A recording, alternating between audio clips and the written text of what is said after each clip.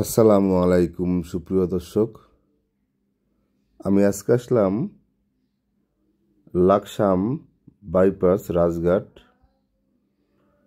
Dubai প্রবাসী সলেমান ভাইয়ের বাড়িতে টিনের ঘরে জিপসাম সিলিং ডিজাইনের কাজ চলমান।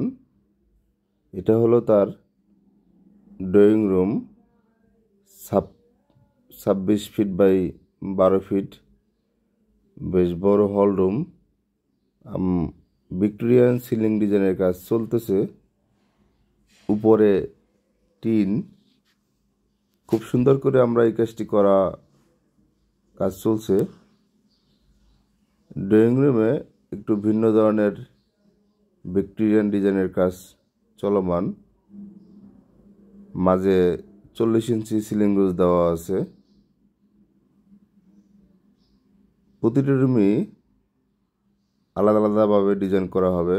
এটা হলো বেডরুম, এই বেডরুমও কাজ চলমান।